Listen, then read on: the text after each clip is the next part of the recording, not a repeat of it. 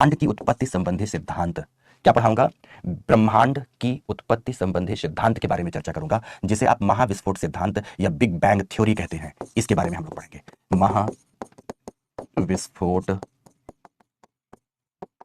सिद्धांत, इंग्लिश में आप इसे किस नाम से जानते हैं? Big bang theory. ठीक है, इस पर बात करेंगे। शुरू करें बातों को। ओके दोस्तों, शुरुआत कुछ यहां से होती है। Just wait. शुरुआत कुछ यहां से होती है कि हम लोगों ने कल की अपनी कक्षा में समझा था कि ज्योग्राफी है क्या। तो ज्योग्राफी के बारे में हमने बताया था कि बेसिकली मानव एवं प्रकृति के मध्य के अंतर संबंधों का विषय ही भूगोल कहलाता है। इस बात का मतलब क्या था? इस बात का मतलब था, फिर से दोहराना चाहूंगा कि बेसिकली आमतौर पर जो समझा जाता है कि गोल पृथ्वी के अध्ययन का विषय वस्तु भूगोल है, वो ठीक नहीं है। वह इसकी आंशिक व्याख्या करता है। फिर दूसरे शब्दों में जियो प्लस ग्राफी मतलब पृथ्वी के अध्ययन का विषय वस्तु ही भूगोल है, यह भी इसकी एक पक्ष विशेष की व्याख्या करने वाली परिभाषा है। इसकी पूर्ण परिभाषा क्या निकल कर आती है? इसकी पूर्ण व्याख्या उभर कर क्या आती है? तो पूर्ण परिभाषा या व्याख्या है कि देखो, भूतल है, भूपृष्ठ है, और आप जानते हैं कि पृथ्वी का भूपृष्ठ या भूतल विविधताओं से युक्त है। कहीं महाद्वीप है तो कहीं महासागर है। अगर महाद्वीप एवं महासागरों की बात करें तो वह भी सिमिलर नहीं है, वो भी मोनोटोनस नहीं है, बल्कि वहां भी विविधताएं हैं। जैसे महाद्वीपों पर आप देखेंगे तो कहीं पर्वत हैं, कहीं उत्तुंग पर्वत शिखर है, तो कहीं पहाड़ियां हैं, पठार हैं, मैदान है, तो गहरी घाटियां भी हैं। अर्थात हम महाद्वीप उन सबको मिलाकर कहते तो हैं, पर महाद्वीप भी विविध प्रकार की भू आकृतिक, उच्चावचगत या स्थलाकृतिक विविधताओं से युक्त है। कोई भी शब्द उपयोग करिए। अच्छा, एक बात और जानना है, जब आप कोई भी विषय यूपीएससी के लिए पढ़ोगे दोस्तों, आप सभी के सभी मेरी बात शुरुआती बातों को ध्यान से रखेंगे कि शुरुआती दौर पर आपको पहले ही मानस पटल पर एक बात बैठानी है कि जब आप कोई भी विषय वस्तु पढ़ रहे होंगे, चाहे ज्योग्राफी का तो पढ़ना शुरू ही कर दिया है, ज्योग्राफी पढ़ेंगे, पॉलिटी पढ़ेंगे, हिस्ट्री पढ़ेंगे, इकोनॉमी पढ़ेंगे, प्रत्येक विषय के शब्दों की अपनी अपनी मांग है, प्रत्येक विषय की कुछ अपनी अपनी टर्मिनोलॉजीज है। अब जैसे हिस्ट्री पढ़ोगे तो आपको पिटरे ड्योरा शैली पढ़ना पड़ेगा, इक्ता व्यवस्था पढ़ना पड़ेगा, तो इक्ता व्यवस्था याद करना पड़ेगा। पिटरे ड्योरा शैली आपको शैली क्या करना पड़ेगा? याद करना पड़ेगा। मेरे कहने का मतलब है कि प्रत्येक विषय के अपने अपने कुछ विशेष टर्म्स होते हैं, उन टर्म्स को याद करना पड़ता है। तो याद करने का सबसे बढ़िया तरीका कि जैसे कोई नया टर्म्स आए तो अपने कॉपी के साइड में जो मार्जिन लाइन होती है ना, लेफ्ट हैंड में हो या राइट हैंड में, मार्जिन लाइन पर आप उन सारे वर्ड्स को लिखते चले जाइए कि आज हमें एक ये टेक्निकल वर्ड मिला, दूसरा ये टेक्निकल वर्ड मिला, तीसरा ये टेक्निकल वर्ड मिला, चौथा ये टेक्निकल वर्ड मिला। तो आप साथ साथ टेक्निकल वर्ड्स याद करते जाएंगे, और ना केवल याद करते जाएंगे, जब उत्तर लेखन करेंगे तो वो टेक्निकल वर्ड्स आपकी कॉपी में लेखन के रूप में जब उतर कर आएंगे तो एग्जामिनर की मस्तिष्क पर बेहतर इंपैक्ट क्रिएट करते हैं। आपका उद्देश्य दोस्तों यही होना चाहिए कि कैसे लिखें, क्या करें कि एग्जामिनर हमें अधिक से अधिक अंक प्रदान करे। ऐसा नहीं कि कुछ भी अंक प्रदान किया जा रहा है, हमने तो अपना काम खत्म कर दिया, अब एग्जामिनर की मर्जी है कि अपना क्या अंक प्रदान करता है ना।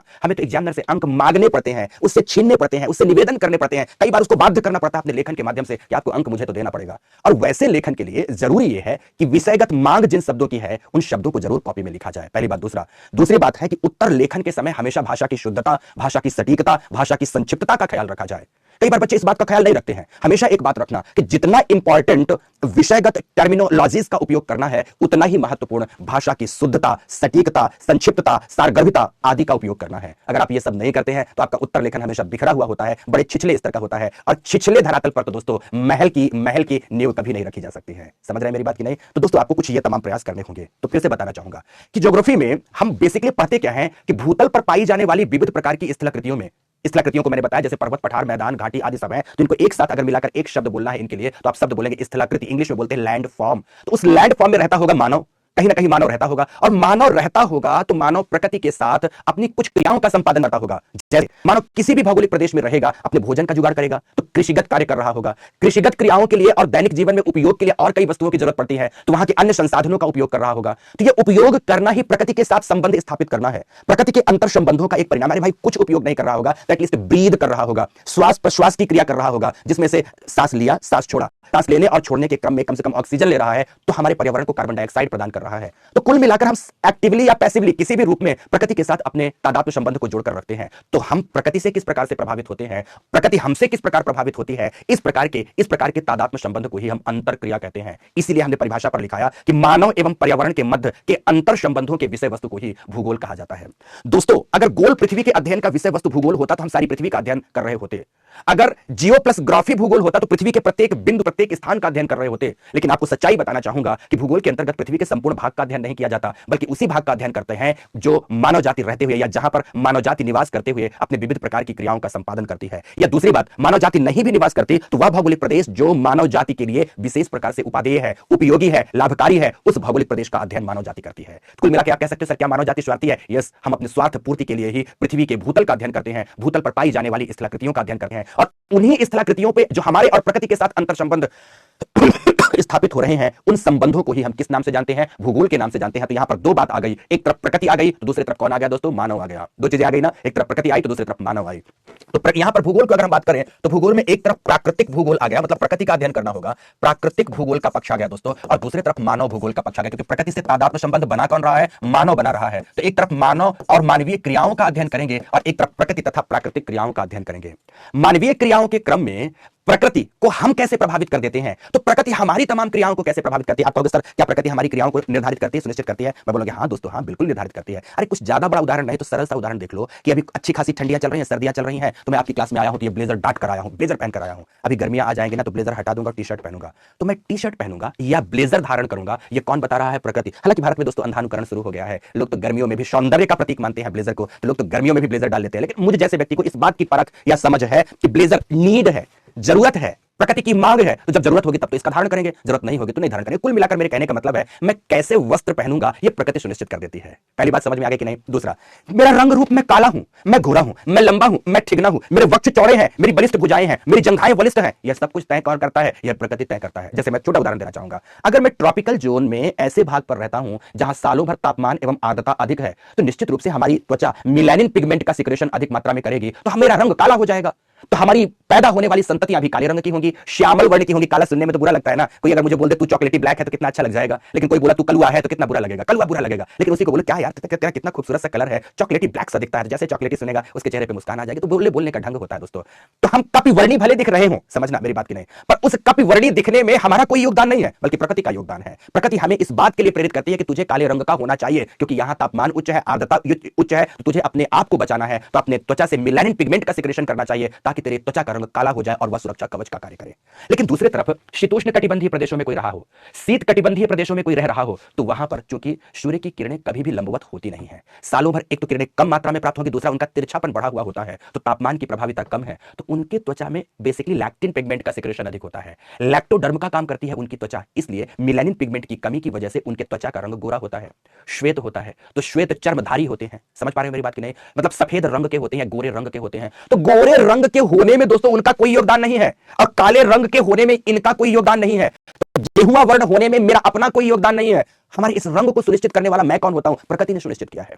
किसने सुनिश्चित किया दोस्तों? प्रकृति ने सुनिश्चित किया। तो कुल मिलाकर मैं कहूंगा कि मैं कैसे कार्य करूंगा, मेरा रंग कैसा होगा, मेरी कद काठी कैसी होगी, यह सब कुछ सुनिश्चित करती है प्रकृति, अर्थात मानव प्रकृति से प्रभावित होता है। यहां तक कि मेरा खान पान कैसा होगा, मेरा बोल चाल कैसा होगा, मेरा परिधान कैसा होगा, मेरा जीवन यापन कैसा होगा, यह सब कुछ प्रकृति सुनिश्चित करती है। जैसे बोलचाल वाली भाषा की बात करूंगा मैं कि बोलचाल हमारी प्रकृति कैसे सुनिश्चित कर देती है दोस्तों, आपको यह भी समझना चाहिए।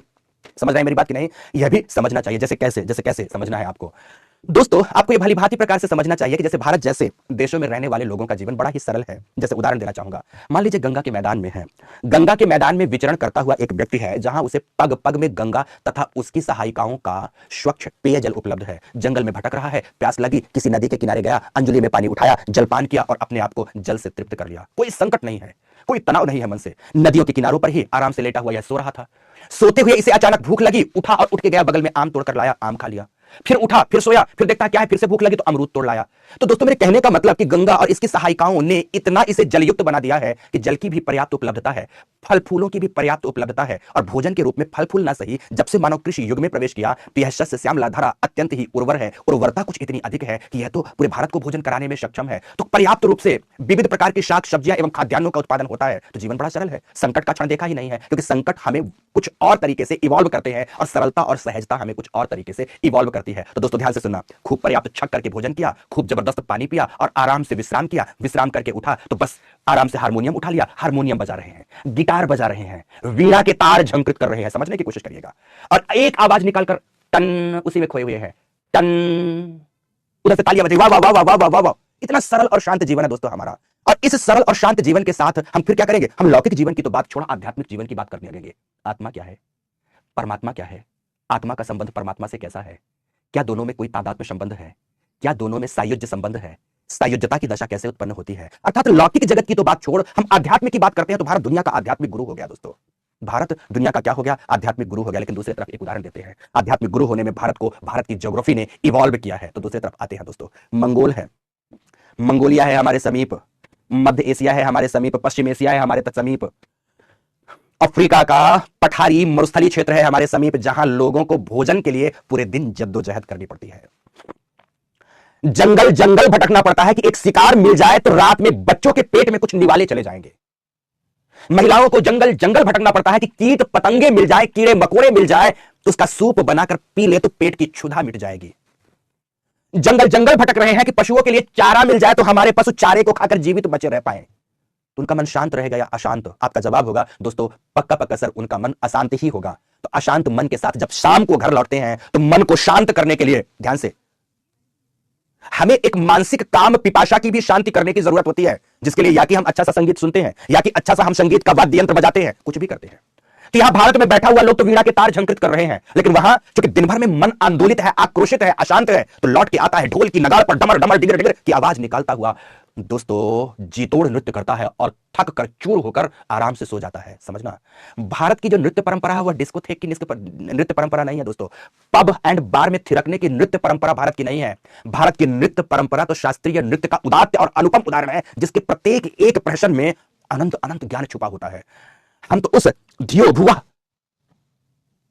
की औलादे हैं, संतानें हैं, मां भारती की संतानें हैं, जिसे दोस्तों मां भारती ने अपने आप में कुछ इस तरह इवॉल्व किया है कि इसके प्रत्येक अंग और कदम दुनिया के लिए बेमिसाल हो सकते हैं। पर दोस्तों ये उनकी परंपरा है कि दिन भर की जद्दोजहद से जब खाली हुए, शांत मन को शांत करने के लिए ढोल नगाड़ों की थाप पर नृत्य किए और रात को थक कर चूर हुए और सो गए। तो ढोल नगाड़ों की थाप में अगर आप देखोगे तो हमेशा तालब्य ध्वनियां, उच्च स्वर ध्वनियां निकल रही हैं, टा ठा डा ढा, ऐसी कुछ ध्वनियां निकल रही हैं। और इन ध्वनियों के साथ ही उनके नाम कैसे हुए? देखो हमारे नाम कितने सरल होते हैं, सहज होते हैं, राजेश, रमेश, सुरेश, कलेश, कितने सरल नाम होते हैं। उनके नाम मुचिंगा, मितुंबा, कवैंगो, कैसे नाम होते हैं उनके, समझ रहे हो मेरी बात नहीं? ये जो मुचिंगा, मितुंबा, ये जब नाम हो रहा है, उम्बा, उम्बा, इंगा, इंडा, ये जो नाम हो रहे हैं ना उनके, वो उनकी उन्हीं ध्वनियों का परिणामी है। ये भूगोल का परिणामी है। भूगोल ने उन्हें इस रूपों में इवॉल्व किया है कि उनके सब चीजों में, चाहे बोलचाल की वाणी हो, उनकी वाणी भी हमारी तुलना में कर्कश नजर आएगी। अरे भाई भारत में ही, बुरा मत मानना दोस्तों, भारत में ही उत्तर भारत के बिहार, ओडिशा, पूर्वी उत्तर प्रदेश आदि के क्षेत्रों की बोली को देखो तो भारत में हरियाणा के पश्चिमी राजस्थान के उत्तरी भाग में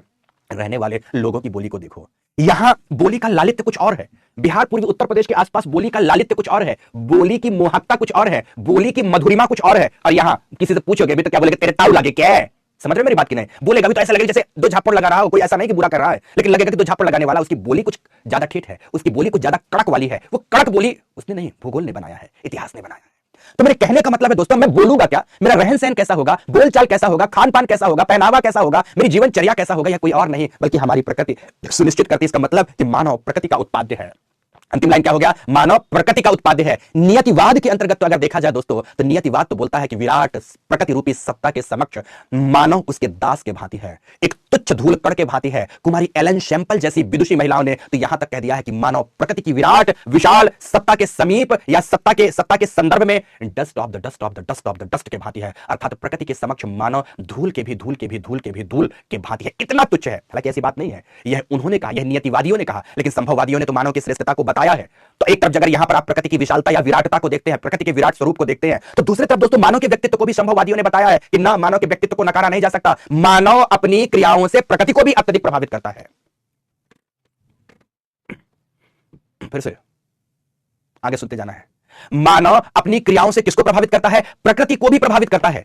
प्रकृति को प्रभावित करता है कैसे? यहां ध्यान से सुनते जाना है। अगर मानव अपनी क्रियाओं से प्रकृति को प्रभावित करता है तो वो कैसे? जैसे मान लो हमें कृषि कार्य करना है, कृषि कार्य करना है तो सबसे पहले जंगल को काटकर कृषि कार्य करना होगा। तो क्या करेंगे हम? सबसे पहले जंगल को काटेंगे और जंगल को काटकर मैदान तैयार करेंगे। जंगल को काटा, प्रकृति का विनाश कर दिया हमने।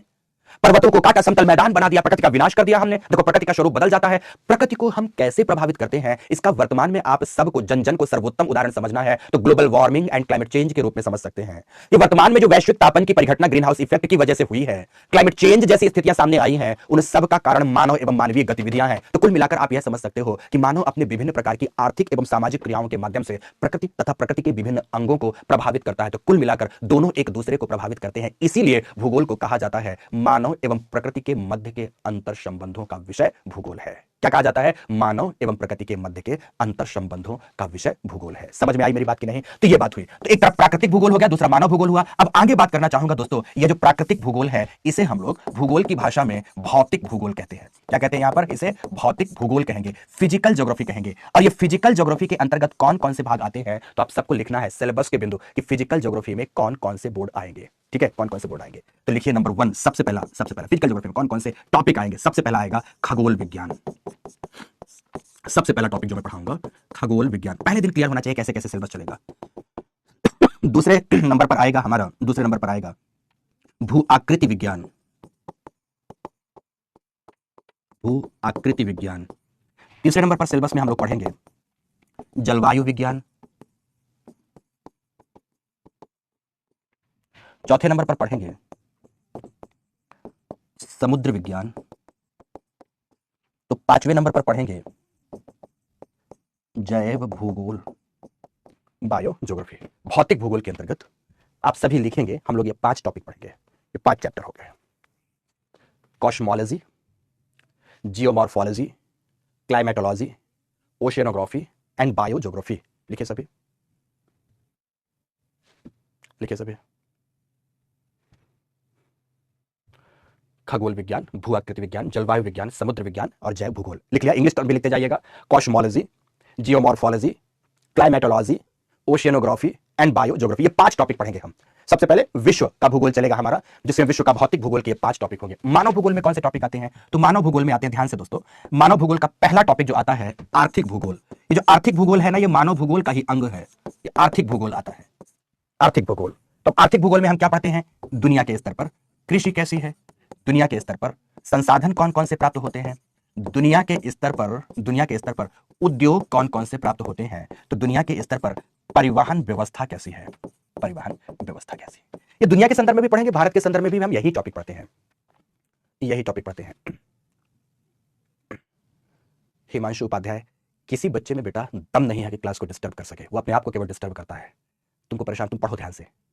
इन बच्चों को जो डिस्टर्ब तुमको लगता है कि कर रहे हैं, तुम्हें पता कहां बेटा कि इनके दम नहीं है। फिर से बोल रहा हूं, किसी बच्चे में दम नहीं है कि क्लास को डिस्टर्ब कर सके, वो केवल अपने आप को डिस्टर्ब कर रहा है, केवल अपने आप को। पहली बात। और दूसरी बात कि उस अबोध को ये पता नहीं है कि वो पढ़ किससे रहा है, कुछ भी नहीं पता उसे, इसलिए माफ करो उसे। सब सच्चाई ये है कि उसे माफ कर दो, और माफ करने में ही भलाई है, क्योंकि ऐसे बच्चों के पीछे टाइम व्यर्थ और बर्बाद करने की किसी को जरूरत नहीं है। आपको तो बिल्कुल जरूरत नहीं है, और मुझे तो फर्क पड़ता नहीं इन बच्चों से, क्योंकि पता बताना तुमको कि इन्हें पता नहीं है। अभी आज पहली दूसरी क्लास है, और दूसरी क्लास में भी तो केवल भूगोल के बारे में पता, इन्हें पता ही नहीं है पढ़ किससे रहे हैं। तो कहे के लिए तुम लोग परेशान हो रहे हो? तुम लोग पढ़ो, ठीक से पढ़ो बस, ठीक है। और उनको जो उस टाइप के बच्चों को करने दो अपना काम बस। कल तक ये कमेंट्स और कर सकते हैं, परसों से एक एक कमेंट्स पर संस्था की नजर रहेगी। निरर्थक अनर्गल सा कमेंट्स कर रहे होंगे तो इन्हें ब्लॉक कर दिया जाता। पहले तो 30 दिन के लिए ब्लॉक किया जाएगा, फिर हमेशा के लिए ब्लॉक कर दिया जाएगा। ठीक है, समझ गए मेरी बात की नहीं? तो इसलिए इनके लिए तुम लोग बॉदर मत करो। मुझे सबको पता है कि अभी ये फ्री क्लासेस है, तो फ्री क्लासेस है तो कुछ भी पढ़ो आप। डालेंगे चैट पर, मतलब इस लेवल, यस सर, अब उसे बाहर निकाल लेने गगनचुंबी। आर्थिक भूगोल, इकोनॉमिक ज्योग्राफी के अंतर्गत एग्रीकल्चर पढ़ेंगे, रिसोर्स पढ़ेंगे, इंडस्ट्री पढ़ेंगे, ट्रांसपोर्ट सिस्टम पढ़ेंगे, समझ में आ गई मेरी बात की नहीं? आर्थिक भूगोल पढ़ेंगे तो उसके बाद आता है दूसरे नंबर पर सामाजिक सांस्कृतिक भूगोल। सामाजिक सांस्कृतिक, जिसको कहते हैं सोशियो कल्चरल ज्योग्राफी, सामाजिक सांस्कृतिक भूगोल। ये आएगा आपका दूसरा टॉपिक, सामाजिक सांस्कृतिक भूगोल। तीसरे नंबर पर दोस्तों यहां पर टॉपिक आता है, तीसरे नंबर पर जो टॉपिक आता है उसे देखो। तीसरे नंबर पर टॉपिक आता है जैव पर्यावरण भूगोल। जैव पर्यावरण भूगोल, ये भूगोल का ही अपना टॉपिक है, जैव पर्यावरण भूगोल, जैव पर्यावरण भूगोल। ठीक है, तो फिर नेक्स्ट आता है चौथे नंबर का टॉपिक, जिसे कहते हैं आप भू राजनीति, जियो पॉलिटिक्स। भू राजनीति, जियो पॉलिटिक्स, ये 4 टॉपिक्स आते हैं आपके मानव भूगोल के अंतर्गत। आपको पहले दिन आपके सिलेबस को पता होना चाहिए। प्रत्येक विद्यार्थी को अध्ययन कैसे आरंभ करना है, इसका सबसे सही मार्ग है कि सबसे पहला तो आपको सिलेबस की डिमांड पता होनी चाहिए कि इस विषय बिंदु में, इस सब्जेक्ट्स के लिए हमें सिलेबस के कौन कौन से टॉपिक कवर करने हैं। तो आप यहां आओ, यहां देखो। आप यहां देखने के क्रम में आपको यह बात समझनी है कि जब आप विश्व का भूगोल पढ़ रहे हो तो उसके 2 भाग करेंगे, भौतिक भूगोल एवं मानव भूगोल। समझ गए मेरी बात की नहीं? प्राकृतिक भूगोल ही यहां भौतिक भूगोल कहलाता है, भूगोल कहलाता है। तो प्राकृतिक भूगोल या भौतिक भूगोल के अंतर्गत ये 4 बात पढ़ी जाती हैं, ये 4 बातें पढ़ी जाती हैं। तो इसी तरह से मानव भूगोल के अंतर्गत ये 4, यहां तो 5 बातें हो गई और यहां पर ये 4 बातें हो गई, यह 4 बात पढ़नी है। कई बच्चे गड़बड़ ये कर देते हैं कि उन्हें ऐसा लगता है कि आर्थिक भूगोल पढ़ रहे हैं तो मानव भूगोल नहीं है। आर्थिक भूगोल चूंकि मानव द्वारा संपादित किया जा रहा है, इसलिए वह मानव भूगोल का ही अंग कहलाता है। मानव भूगोल का मतलब केवल जनसंख्या, जातियां, प्रजातियां आदि का अध्ययन करना नहीं है। मानव भूगोल का मतलब है कि मानव जो भी क्रियाओं का संपादन करता है, जिन भी क्रियाओं का संपादन करता है, वह उसकी सामाजिक क्रिया हो, सांस्कृतिक क्रिया हो, यहां तक कि वह उसकी राजनीतिक क्रिया हो, वह उसकी पर्यावरणीय क्रिया हो, वह उसकी आर्थिक क्रिया हो, उन सबका समेकन, उन सबका एकत्रण ही अपने आप में क्या कहलाता है? मानव भूगोल कहलाता है, ह्यूमन ज्योग्राफी कहलाता है। तो यह हो गया मानव भूगोल का सिलेबस। याद हो गया ना सबको? पहले दिन से सब चीजें क्लियर होनी चाहिए, याद होनी चाहिए। तो हम यहां से पढ़ना शुरू करेंगे, यहां से पढ़ना शुरू करेंगे और यहां से पढ़ना शुरू करके यहां तक पहुंचेंगे। अब एक विषय बिंदु और है जिसे आपको समझ लेना चाहिए। प्रत्येक विषय बिंदु को आपको समझना है। आखिर ऐसा क्या है कि पढ़ भूगोल रहे हैं लेकिन यहां हर शब्द के साथ विज्ञान लगा है? आखिर ऐसा क्यों है कि पढ़ भूगोल रहे हैं और इसका नाम विज्ञान से जुड़ा हुआ है? जवाब सुना। बेसिकली ये भूगोल की जो प्रकृति है दोस्तों, तो ये दोनों से मिलती जुलती है। जब भूगोल में हम मानव भूगोल को पढ़ रहे होते हैं तो ये ह्यूमैनिटी जैसे सब्जेक्ट हो जाती है। जो ह्यूमैनिटी के सब्जेक्ट होते हैं, कला विज्ञान के सब्जेक्ट होते हैं, ये उनके भांति व्यवहार करती है। लेकिन जब हम फिजिकल ज्योग्राफी पढ़ रहे होते हैं तो ये साइंस के भांति व्यवहार करती है। साइंस के भांति व्यवहार करने का मतलब यहां प्रत्येक ज्ञान बिंदु को सिस्टमैटिक पढ़ा जाता है, क्रमबद्ध रूप से पढ़ा जाता है, तर्कतः पढ़ा जाता है, कारण के साथ पढ़ा जाता है, विज्ञान के नियमों का उपयोग करते हुए पढ़ा जाता है। इसलिए इसके प्रत्येक विषय बिंदु के साथ शब्द लगता है विज्ञान। दोस्तों, जिन लोगों का संबंध ज्योग्राफी से कभी रहा है वो लोग ये जानते हैं कि भारत की कई यूनिवर्सिटीज आज भी ऐसी हैं, जब मास्टर डिग्री आप ज्योग्राफी से लेते हैं तो वो एमए की डिग्री नहीं प्रदान कराते, बल्कि वो एमएससी की डिग्री प्रदान कराते हैं। तो कुछ यूनिवर्सिटीज ऐसी भी हैं जो आपको ज्योग्राफी से एमए की डिग्री प्रदान कराते हैं। मतलब ये एमए भी है, मास्टर ऑफ आर्ट भी है, तो एमएससी मास्टर ऑफ साइंस भी है। इसका मतलब है कि ये दोनों को जोड़ने वाला, दोनों के बीच की कड़ी का विषय है। इसीलिए भूगोल जितना रुचिकर साइंस सब्जेक्ट वाले बच्चों को लगता है, उतनी ही अभिरुचि आर्ट सब्जेक्ट वाले बच्चों को रहती है।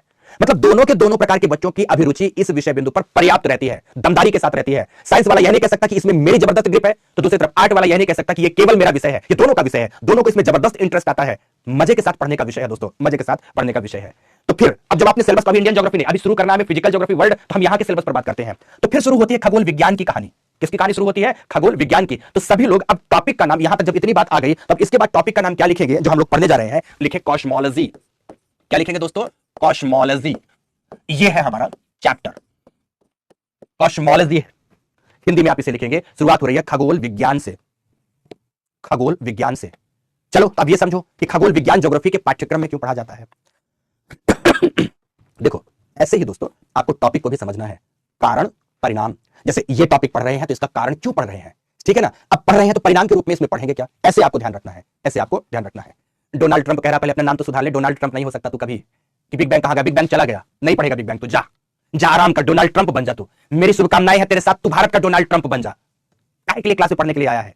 ओके, आ इधर आ, चलते हैं बेटा ध्यान से। कुछ बच्चों को यह लग रहा होगा कि पढ़ाना था हमें बिग बैंग, लेकिन हम क्या बात कर रहे हैं? बिग बैंग से पहले की तमाम जानकारियां, ताकि बिग बैंग को रिलेट कर पाओ कि यह अस्तित्व में आया कहां से। बिग बैंग हम क्यों पढ़ते हैं भूगोल में? ध्यान रखना, ये क्लास काट की उल्लुओं को पढ़ने के लिए नहीं है। ये क्लास यूपीएससी के उन सीरियस एस्पायरेंट्स को है जो प्रत्येक विषय बिंदु को कारण के साथ जानना चाहते हैं। कारण के साथ जानने का मतलब क्या है कि बिग बैंग अस्तित्व में आया तो आया कहां से, हम बिग बैंग क्यों पढ़ रहे हैं? तो पहले जानना है कि बिग बैंग इसलिए पढ़ रहे हैं कि हमें भौतिक भूगोल समझना है। भौतिक भूगोल में कॉस्मोलॉजी क्यों पढ़ रहे हैं? क्योंकि हमें पृथ्वी की उत्पत्ति समझना। तो सुनो, तब आएंगे बिग बैंग में। कॉस्मोलॉजी, मेरी बात बहुत से ध्यान समझना, ये खगोल विज्ञान अपने आप में दोस्तों एक अलग विज्ञान है, एक अलग विज्ञान है जिसे भूगोल में कायदे से नहीं पढ़ा जाना चाहिए, क्योंकि इसके लिए विज्ञान में स्पेस साइंस का प्रयोग हुआ है। किसका प्रयोग हुआ है? स्पेस साइंस शब्द प्रयोग का हुआ है, अंतरिक्ष विज्ञान शब्द का प्रयोग हुआ है। तो खगोल विज्ञान और अंतरिक्ष विज्ञान दोनों सिमिलर हैं, दोनों एक विज्ञान है, अलग विज्ञान नहीं है आज के दौर पर। जब ये अलग विज्ञान है तो इनको भूगोल में क्यों पढ़ा जाता है? बेसिकली दोस्तों हमें जानना था, यहां शब्द लिख देता हूं, था की बात करते हैं। हमें जानना था कि हमारी पृथ्वी में जहां मानव रह रहा है उन स्थलाकृतियों का निर्माण कैसे हुआ, उन लैंडफॉर्म्स का निर्माण कैसे हुआ, निर्माण कैसे हुआ, यह हमारा जानने का उद्देश्य है। निर्माण कैसे, किनका निर्माण? इसको इंग्लिश में बोलते हैं लैंडफॉर्म्स। लैंडफॉर्म्स में कौन कौन आ जाते हैं? महाद्वीप आ जाते हैं, सागर आ जाते हैं, पर्वत आ जाते हैं, पहाड़ियां आ जाती हैं, पठार आ जाते हैं, मैदान आ जाते हैं, घाटियां आ जाती हैं। इन सबको दोस्तों मिलाकर अगर एक शब्द बोला जाए तो इसे बोल दिया जाता है स्थलाकृतियां। तो भूतल में जो स्थलाकृतियां पाई जाती हैं, जहां पर मानव जाति रहते हुए अपनी जरूरतों को पूरा करती है, हमारा धर्म बनता है कि हम यह जानें कि उनकी उत्पत्ति कैसे हुई। उद्देश्य है कि स्थलाकृतियों का निर्माण या इनकी उत्पत्ति कैसे हुई। विज्ञान जब इसकी उत्पत्ति समझा रहा था तो उत्पत्ति को समझाने के क्रम में यह बात सामने आई कि पृथ्वी की उत्पत्ति जिस प्रक्रिया से हुई है उसी प्रक्रिया से स्थलाकृतियों का निर्माण हुआ है। तो इसको जानने के क्रम में क्या आया अस्तित्व में विज्ञान के समक्ष? विज्ञान के समक्ष यह आया कि पृथ्वी की उत्पत्ति, पृथ्वी ओरिजिन ऑफ द अर्थ, पृथ्वी की उत्पत्ति एवं विकास, एवं विकास जिस प्रक्रिया से हुआ है उसी प्रक्रिया से ही हमारे पृथ्वी की सतह में पाई जाने वाली स्थलाकृतियों का निर्माण हुआ। तो लोगों ने पूछा, अच्छा अगर दोनों की प्रक्रिया समान है तो क्या हमें यह नहीं जानना चाहिए कि पृथ्वी की उत्पत्ति कैसे हुई? तो भूगोल कहता है कि मेरा स्वभाव ही है प्रत्येक विषय बिंदु को कारण एवं परिणाम के साथ पढ़ाना। तो अगर आप यह जानना चाहते हो कि पृथ्वी की उत्पत्ति कैसे हुई तो मैं यह भी आपको समझाऊंगा कि पृथ्वी की उत्पत्ति हुई कैसे है। पृथ्वी की उत्पत्ति को समझाने के क्रम में, इसकी व्याख्या के क्रम में भूगोल में यह बात आने लगी कि जिस प्रक्रिया से ब्रह्मांड की उत्पत्ति हुई है, मतलब पृथ्वी की उत्पत्ति और ब्रह्मांड की उत्पत्ति की जो प्रक्रिया है समावेशी है, समवेशी है, संवेद प्रक्रिया है। तो क्या अस्तित्व में आई? क्या बात आई कि जिस प्रक्रिया से ब्रह्मांड की उत्पत्ति हुई है तो ब्रह्मांड की उत्पत्ति एवं ब्रह्मांड के ही विकास क्रम में पृथ्वी अस्तित्व में आती है। क्योंकि ध्यान रखना कि ब्रह्मांड के विकास का ही परिणामी है आकाश गंगाएं, और विविध आकाश गंगाओं में से एक है हमारी आकाश गंगा, जिसके लाखों करोड़ों तारा तंत्रों में से एक है हमारा तारा तंत्र, सूर्य तंत्र या सौर तंत्र, जिसमें से एक ग्रह के रूप में अवस्थित है हमारी पृथ्वी। तो कुल मिलाकर ब्रह्मांड के उत्पत्ति एवं विकास की प्रक्रिया में छुपा हुआ है पृथ्वी की उत्पत्ति की बात। हमें अगर पृथ्वी की उत्पत्ति को समझना है तो हमें ब्रह्मांड की उत्पत्ति को भी जानना पड़ेगा, ताकि हम बखूबी बता पाए कि हमारा सोलर सिस्टम कैसे अस्तित्व में आया, हमारी पृथ्वी कैसे अस्तित्व में आई। इसी बात को जानने के क्रम में ब्रह्मांड की उत्पत्ति का अध्ययन हमें भूगोल में करना पड़ता है, और ब्रह्मांड की उत्पत्ति के बारे में ढेर सारे प्रकार के सिद्धांत भूगोल में प्रकट किए गए हैं, और उन सिद्धांतों में से एक सिद्धांत आता है दोस्तों, बिग बैंग थ्योरी, महाविस्फोट सिद्धांत आता है। पर महाविस्फोट सिद्धांत के चर्चा से पहले मैं आपको यह बताना चाहूंगा, और प्रत्येक विद्यार्थी को यह जानने का धर्म है कि सर्वप्रथम इनिशियली जब हम अपने ब्रह्मांड की बात करते थे, ब्रह्मांड की उत्पत्ति या पृथ्वी की उत्पत्ति की बात करते थे, तो पृथ्वी की उत्पत्ति के क्रम में केवल सोलर सिस्टम की उत्पत्ति को समझाते थे, केवल सौर तंत्र की उत्पत्ति की व्याख्या को हम समझा पाते थे। लेकिन समय बदलता गया, समय के साथ जब सोलर सिस्टम की उत्पत्ति एवं विकास को की परतें, उनकी गुत्थियां हम सुलझाते गए, तो उनकी गुत्थियों को सुलझाने के क्रम में 1960 के दशक में अस्तित्व में आया बिग बैंग थ्योरी, जिसके माध्यम से हम जान पाए कि हमारे ब्रह्मांड की उत्पत्ति कैसे हुई है, तो पृथ्वी की उत्पत्ति कैसे हुई 1960 के दशक में। देखो, अगर भारत के संदर्भ में देखा जाए तो भारत के वैदिक एवं पौराणिक ग्रंथों में ब्रह्मांड की उत्पत्ति की धार्मिक व्याख्या अवश्य की गई है। ना केवल हमारे वैदिक एवं उपनिषदिक ग्रंथों में, पौराणिक ग्रंथों में ब्रह्मांड की उत्पत्ति की व्याख्या है, बल्कि ब्रह्मांड उत्पत्ति की व्याख्या बाइबल में भी मिलती है, पर धार्मिक व्याख्या है, कुरान में भी मिलती है, धार्मिक व्याख्या है।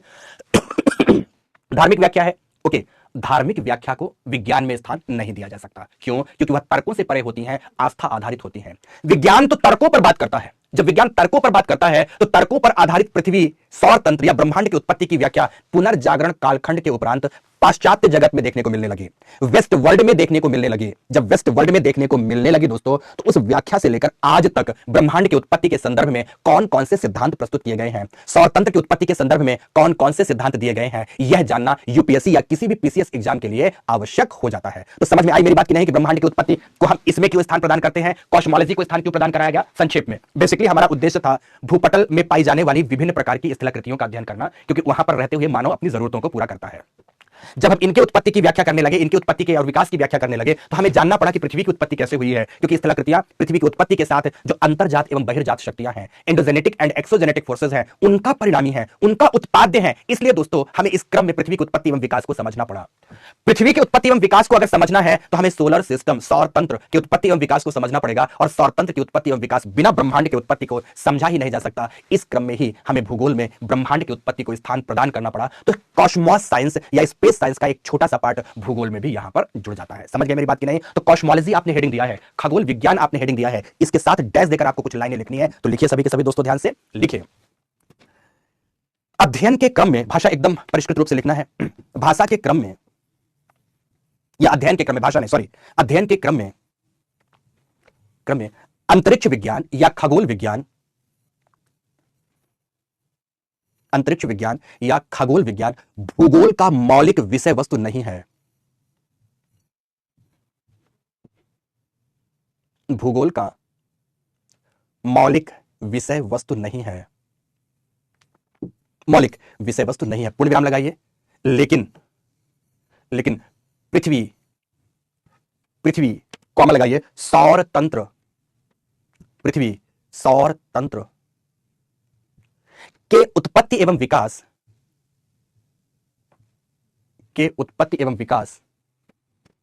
की व्याख्या के क्रम में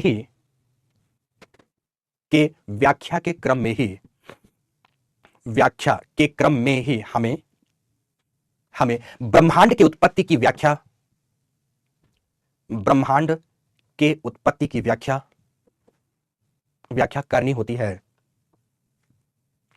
करनी होती है, पूर्ण विराम लगाकर। इसी संदर्भ में अंतरिक्ष विज्ञान का एक छोटा भाग, अंतरिक्ष विज्ञान का एक छोटा भाग भूगोल के अध्ययन का विषय वस्तु हो गया। एक छोटा भाग भूगोल के अध्ययन का विषय वस्तु हो गया, हो गया। पूर्ण विराम। पहली बात, पहला पैराग्राफ समाप्त। देखो, हमेशा भाषा लिखते समय यह भी देखना है कि कहां कब पैरा चेंज किया जाए। पहला पैरा पहले ही क्यों लिखा गया, दूसरा पैरा बाद में क्यों। पता होना चाहिए कि हमारे पास जब सारी बातें हैं तो पहले पैरे में कौन सी बात कहनी है, दूसरे में कौन सी बात कहनी है, तीसरे में बात कौन सी कहनी है। हमेशा बातों की एक हायरार्की होती है, एक तारतम्यता होती है, जिसको कहते हैं सिलसिलेवार तरीके से बातों को कहा जाता है। तो सबसे पहले आपने बता दिया कि यह विषय बिंदु हमारे भूगोल का अंग क्यों बना। अब बात आती है कि आखिर ब्रह्मांड की उत्पत्ति तो करोगे, लेकिन ब्रह्मांड है क्या, यह तो समझाओ राजेश मिश्र। तो मैं बोलता हूं यस बेटा, अभी समझो। तो लिखो सभी के सभी ध्यान से। दूसरे पैराग्राफ में ब्रह्मांड के विषय में हेडिंग दे दो, ब्रह्मांड के विषय में। अब ब्रह्मांड क्या है, अब क्या है दोस्तों, ब्रह्मांड क्या है। तो सबसे पहले कुछ बातें समझो, तब मैं ब्रह्मांड की परिभाषा अंतिम लिखाऊंगा। ठीक है ना, पहले बातों को समझना है। मैंने क्या कहा था, हर बात पहले समझनी है तब जाकर लिखनी है। ठीक है, ओके, आगे बात करते हैं। देखो, जैसे मान लो कि अभी हमारा यह ब्लू प्लेनेट पृथ्वी है, अर्थ है। आप जानते हैं पृथ्वी का यह वायुमंडल है, पृथ्वी को चारों ओर से वायुमंडल घेरे हुए है। और पृथ्वी के बाहर आप जानते हैं कि अनंत अनंत अनंत अनंत तारे हैं, ग्रह हैं, उपग्रह हैं, सब कुछ है पृथ्वी के बाहर। आकाशीय पिंड है, खगोलीय पिंड है, उल्का पिंड है, सब कुछ है पृथ्वी के बाहर। अब जब पृथ्वी के बाहर सब कुछ है तो इनकी व्याख्या कैसे करोगे, इनकी व्याख्या कैसे करोगे। तो फिर से बताना चाहूंगा कि हमारी पृथ्वी है और पृथ्वी का ये वायुमंडल है। तो पृथ्वी एवं उसके वायुमंडल के भाग को बेसिकली हम जियो स्पेस के नाम से जानते हैं। किसके नाम से जानते हैं, जियो स्पेस के नाम से जानते हैं, अर्थात पृथ्वी एवं पृथ्वी का अंतरिक्ष के नाम से जानते हैं। फिर आगे हमारी पृथ्वी है और पृथ्वी का एकमात्र उपग्रह चंद्रमा है, मून है। तो पृथ्वी एवं चंद्रमा के बीच के भाग को हम लूनर स्पेस या सिस लूनर स्पेस के नाम से जानते हैं। अंतरिक्ष की व्याख्या तो होती चली जा रही है, लेकिन ब्रह्मांड की व्याख्या नहीं हो रही। तो प्रश्न उठता है सबसे पहले, चलो भाई अंतरिक्ष बता दो क्या है। तो अंतरिक्ष है दो आकाशीय पिंडों के मध्य का खाली स्थान। यहां पर ध्यान रखना कि ब्रह्मांड में एकदम ब्लैंक कुछ भी नहीं है, एब्सोल्यूट ब्लैंक कुछ भी नहीं है, पर फिर भी जिसे आप खाली स्थान मान सकते हो, तो दो आकाशीय पिंडों के मध्य का खाली स्थान ही अंतरिक्ष है। अब अंतरिक्ष वह पृथ्वी का हो सकता है, अंतरिक्ष वह पृथ्वी एवं चंद्रमा के मध्य का हो सकता है, अंतरिक्ष विभिन्न ग्रह तंत्रों के मध्य का हो सकता है, अंतरिक्ष आपके आकाश गंगाओं के मध्य का हो सकता है। अंतरिक्ष है। तो अंतरिक्ष से ब्रह्मांड का संबंध क्या है, बिल्कुल बड़ा ही गहरा संबंध है। ब्रह्मांड वह अनंत दूरी तक विस्तृत क्षेत्र है। ध्यान रखना, ब्रह्मांड की दूरी हमारे संदर्भ में अपरिमित है, ब्रह्मांड की दूरी हमारे संदर्भ में असीमित है। तो वह अनंत दूरी तक विस्तृत क्षेत्र जहां पृथ्वी सहित समस्त आकाशीय पिंड समाहित है। ना केवल आकाशीय पिंड, बल्कि आकाशीय पिंडों के साथ साथ अंतरिक्ष, समय एवं डार्क मैटर उपस्थित है। उस अनंत दूरी के क्षेत्र विशेष को ही हम ब्रह्मांड के नाम से जानते हैं। फिर से सुनो, ब्रह्मांड क्या है। ब्रह्मांड कहते हैं हम खगोलीय पिंडों का समूह। गलत परिभाषा, अधूरी परिभाषा। तो ब्रह्मांड क्या है, ब्रह्मांड वह अनंत दूरी का क्षेत्र है। तो कैसा क्षेत्र है, जहां पर अंतरिक्ष, स्पेस, खगोलीय पिंड, जितने भी कॉस्मिक बॉडीज हैं, चाहे वह ग्रह के रूप में हो, उपग्रह के रूप में हो, उल्का पिंडों के रूप में हो, तारों के रूप में हो, आकाशगंगा के रूप में हो, किसी भी रूप में हो, तो वह अनंत दूरी तक विस्तृत क्षेत्र जिसमें अंतरिक्ष के साथ साथ विभिन्न आकाशीय पिंड उपस्थित हों। आकाशीय पिंडों के साथ साथ डार्क मैटर जो हमें दिखाई तो नहीं देते पर उपस्थित है, ऊर्जा जो हमें दिखाई तो नहीं देती पर उपस्थित है, समय। अब बोलोगे सर समय भी क्या कोई ऐसी इकाई है? यस, समय भी एक भौतिक इकाई है, एक फिजिकल एंटिटी है। अगर ब्रह्मांड नहीं होता तो समय की कल्पना नहीं की गई होती। तो जिसमें ये सब उपस्थित हैं उसे ही हम किस नाम से जानते हैं, ब्रह्मांड के नाम से संबोधित करते हैं। तो लिखो सभी के सभी ध्यान से, ब्रह्मांड के बारे में सभी लिख रहे हो, लिखो पृथ्वी सहित, पृथ्वी को सम्मिलित करना है, पृथ्वी सहित वह अनंत दूरी तक विस्तृत, वह अनंत दूरी तक विस्तृत क्षेत्र, अनंत दूरी तक विस्तृत क्षेत्र जिसमें जिसमें समस्त आकाशीय खगोलीय पिंड, समस्त आकाशीय खगोलीय पिंड, कॉमा लगा दीजिए, अंतरिक्ष, अंतरिक्ष कॉमा लगाइए, समय कॉमा लगाते चलेंगे, समय के बाद डार्क मैटर एवं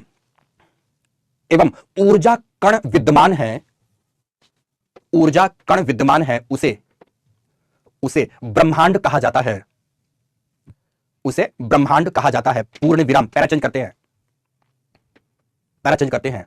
लिखिए, आरंभ में विज्ञान एकल ब्रह्मांड की बात करता था, मतलब एक ही ब्रह्मांड है और वह अनंत दूरी तक विस्तृत है। आरंभ में विज्ञान एकल ब्रह्मांड की, एकल मतलब अकेला, एकल ब्रह्मांड की बात करता था, लेकिन अब अब मल्टीपल यूनिवर्स मतलब बहु ब्रह्मांड, मल्टीपल यूनिवर्स, मल्टीपल यूनिवर्स की बात स्वीकार की गई है। अब विज्ञान भी मानता है। पहले हमारे वैदिक एवं पौराणिक ग्रंथों में कहा गया था कोटि कोटि ब्रह्मांड है, मल्टीपल यूनिवर्स है, पर अब विज्ञान ने माना कि यस मल्टीपल यूनिवर्स है। ठीक है ना, पूर्ण विराम पूर्ण विराम। लेकिन जिन्हें दो वर्गों में रखा जाता है, जिन्हें दो वर्गों में रखा जाता है, कैसे दो वर्गों में रखते हैं, ध्यान से, जिन्हें दो वर्गों में रखते हैं, तो नंबर 1 ऑब्जर्वेबल यूनिवर्स, इंग्लिश के शब्द को हिंदी में लिखूंगा, एक है ऑब्जर्वेबल यूनिवर्स और दूसरा नॉन ऑब्जर्वेबल यूनिवर्स। तो नंबर 1 दृश्य ब्रह्मांड, ऑब्जर्वेबल यूनिवर्स, और नंबर 2 अदृश्य ब्रह्मांड, नॉन ऑब्जर्वेबल यूनिवर्स, अदृश्य ब्रह्मांड। ठीक है ना, दो वर्गों में रख दिए, दृश्य ब्रह्मांड और अदृश्य ब्रह्मांड। ठीक है ना, पूर्ण विराम लगाए, लिखे वर्तमान जिस ब्रह्मांड की हम चर्चा करते हैं, लिखेंगे वर्तमान जिस ब्रह्मांड की हम चर्चा करते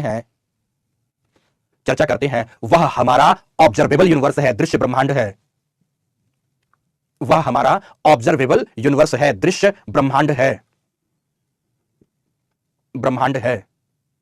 पूर्ण विराम। कैसा ब्रह्मांड है हमारा, वह दृश्य ब्रह्मांड है, पूर्ण विराम। लेकिन जबकि मल्टीपल यूनिवर्स अदृश्य ब्रह्मांड में समाये हुए हैं, जिन्हें हमारे पास आज तकनीक नहीं है जिन्हें ऑब्जर्व कर पाने की, है ना। जबकि मल्टीपल यूनिवर्स मतलब बहु ब्रह्मांड अदृश्य ब्रह्मांड में समाये हुए हैं, पूर्ण विराम पूर्ण विराम। इतनी बात आपने कर ली, इतनी बात कर ली, ओके। अब बात आती है दृश्य ब्रह्मांड की। पहला चेंज करते हुए लिखें कि ब्रह्मांड के विषय में विविध बातों को जानने के क्रम में यह आवश्यक हो जाता है कि स्पीड मेंटेन रखेंगे, यह आवश्यक हो जाता है कि क्षमा चाहूंगा दोस्तों, कि ब्रह्मांड के उत्पत्ति एवं विकास को भली भांति प्रकार से समझा जाए। अच्छी तरह से किसको समझा जाए, ब्रह्मांड के उत्पत्ति को समझा जाए, तब तो पता चलेगा इसका विकास कैसे हुआ। पूर्ण विराम, इतना पूर्ण विराम लगा दिया, फिर आप पैरा चेंज करेंगे इसके बाद भी। लिखें ब्रह्मांड की उत्पत्ति के संदर्भ में सर्वप्रथम व्याख्या विभिन्न धार्मिक ग्रंथों में देखने को मिलती है,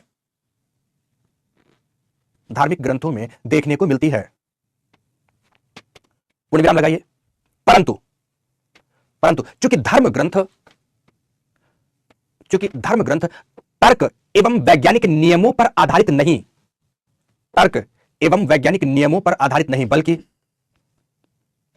बल्कि आस्था पर आधारित होते हैं, इसलिए धार्मिक व्याख्या को विज्ञान में स्थान प्रदान नहीं किया जाता, पूर्ण विराम लगाइए। फिर लिखेंगे विज्ञान ब्रह्मांड उत्पत्ति के संदर्भ में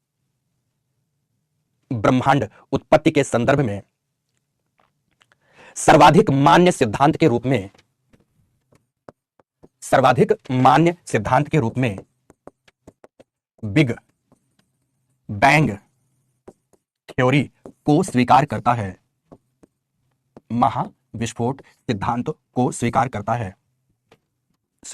किसको, महाविस्फोट सिद्धांत को स्वीकार करता है, बिग बैंग थ्योरी को स्वीकार करता है, पूर्ण विराम। तो दोस्तों ये थी पूरी की पूरी बिग बैंग की पृष्ठभूमि। अब आपको समझ में आया विषय वस्तु को आपको पढ़ना कैसे है। पहले तो आपको समझना है कि ये बात हम पढ़ क्यों रहे हैं। एक एग्जांपल देता हूं दोस्तों, अभी रिसेंट का एग्जांपल देता हूं। रिसेंट मतलब लास्ट इंटरव्यू का एग्जांपल देता हूं दोस्तों, समझना है आपको। एक बच्चे से पैनल ने एक प्रश्न किया, प्रश्न सुनना ध्यान से, कि अगर दक्षिण अमेरिका को देखें, अफ्रीका को देखें, भारतीय प्रायद्वीप को देखें, इन सब की आकृति ऐसा दिखती है कि शायद त्रिभुजाकार है, ट्रायंगल शेप के दिखते हैं मोटे मोटे तौर पर, और ट्रायंगल शेप में भी उल्टे त्रिभुज की भांति दिखते हैं, जिनका दक्षिणी सिरा नुकीला है और उत्तरी सिरा चौड़ा है। कैसे, जैसे आप यहां देख सकते हो, जैसे यहां मान लो हम दक्षिण अमेरिका को आपको ड्रॉ करके दिखाएं, दक्षिण अमेरिका को माना कि ये दक्षिण अमेरिका है, ठीक है, ये दक्षिण अमेरिका हो गया। यहां हम अफ्रीका की बात करें ये अफ्रीका है। इंडियन पेनिनसुला की बात करें अगर हम, तो ये भारतीय प्रायद्वीप है, इंडियन पेनिनसुला। मतलब आप देखोगे दक्षिण सिरा सबका नीचे की ओर पतला है और ऊपरी सिरा मोटा है। प्रश्न, इंटरव्यू का प्रश्न बता रहा हूं आपको। बच्चे ने बताया कि इस प्रकार का प्रश्न था, इस प्रकार का प्रश्न था। बच्चे का नाम आनंद त्रिपाठी, बेचारा सफल नहीं हो पाया था और उसने अपना प्रश्न आके मुझसे जिक्र किया कि सर ऐसा प्रश्न था मुझसे, ऑप्शनल ज्योग्राफी, ऑप्शनल का विद्यार्थी है। फिर बोला अगर ये स्थिति बनती है तो इसके पीछे का कारण क्या है? क्या इसके पीछे वेगनर का सिद्धांत रिस्पॉन्सिबल है या इसके पीछे कोई और कारण आपको समझ में आता है? अगर ठीक ठीक से आपको समझ में आ रही हो बात तो आप मुझे समझाएं। बच्चा और कहीं दिमागी नहीं ले गया, बच्चा और कहीं दिमागी नहीं ले गया, वो केवल एवं केवल यहां पर इन तीन को देखा और तीन के आधार पर वह इन्हीं पर अपने प्रश्न का जवाब खोजने लगा। और तीन पर जवाब खोजने के क्रम में दोस्तों उसने अपनी बात को कह डाला। जो भी कहा, जैसे भी कहा, सही बात तो यह थी कि जो कहा वो संतोषजनक नहीं था। बच्चे को इंटरव्यू में नंबर भी कमाया था, मार्क्स भी कमाया था, यह भी बात तय करती है कि वह बात संतोषजनक नहीं थी। बेसिकली इस समय प्रीलिम्स के लेवल पर, मेंस के लेवल पर या इंटरव्यू के लेवल पर, इन तीन स्तरों पर कहीं ना कहीं ऐसा जरूर लगता है कि आपसे किसी विषय बिंदु को कारण के साथ पूछा जा सकता है। किसी न किसी विषय बिंदु को कारण के साथ पूछा जा सकता है। अगर कारण पूछ लिया, आपसे सीधा सीधा पूछ लिया कि आप ज्योग्राफी में ब्रह्मांड की उत्पत्ति का बिग बैंग थ्योरी पढ़ते हो, तो यह बताओ कि जब इसके संदर्भ में अलग से एक विषय कॉस्मॉस साइंस या स्पेस साइंस है ही, तो इसे ज्योग्राफी में स्थान क्यों प्रदान कराया गया? तो आपको बताना होगा कि ज्योग्राफी में स्थान केवल इस संदर्भ में प्रदान कराया गया है ताकि हम पृथ्वी में पाई जाने वाली स्थलाकृतियों, पृथ्वी सॉरी दोस्तों, पृथ्वी आदि की उत्पत्ति की व्याख्या को भलीभांति प्रकार से कर सके। और इनकी व्याख्या के क्रम में ही हमें ब्रह्मांड की उत्पत्ति की बात करनी पड़ती है, जिसके संदर्भ में सर्वप्रामाणिक सिद्धांत बिग बैंग थ्योरी आता है। इसलिए दोस्तों ये पृष्ठभूमि मैंने आपकी बनाई है। टॉपिक बेसिकली शुरू होगा आप कहां से? बिग बैंग थ्योरी से। आज की इस कक्षा में इतनी ही बात। बिग बैंग थ्योरी के साथ फिर से हम उपस्थित होंगे कल। आज बिग बैंग थ्योरी की सारी पृष्ठभूमि थी, ज्योग्राफी की प्रकृति थी, नेचर था, और कल की कक्षा में अब बिग बैंग थ्योरी पढ़ेंगे। एक कक्षा में केवल बिग बैंग थ्योरी। कल हम लोग कल की भी क्लास अभी घंटे सवा घंटे की ही रखेंगे और 1.5 घंटे की अधिकतम हो सकती है, जितने में बिग बैंग थ्योरी पूरा ईच एंड एवरी डायमेंशन से पढ़ी जाएगी। और कल बिग बैंग थ्योरी समाप्त करने के बाद परसों से वही तमाम बच्चे क्लास में उपस्थित होंगे जो कि एडमिशन लिए हुए होंगे, या मेरे कहने का मतलब है वो तमाम बच्चे परसों तक की क्लास से पहले अपना एडमिशन जरूर एनरोल करा ले, अन्यथा उन्हें परमिशन नहीं होगा क्लास लेने का। आज की इस कक्षा को दोस्तों मैं यहीं पर समाप्त करता हूं। धन्यवाद, बहुत बहुत धन्यवाद। फिर मिलेंगे कल ठीक 9:45 पर, 9:45 का ही टाइम रखेंगे, उसी समय पर मिलेंगे। धन्यवाद दोस्तों, बहुत बहुत धन्यवाद।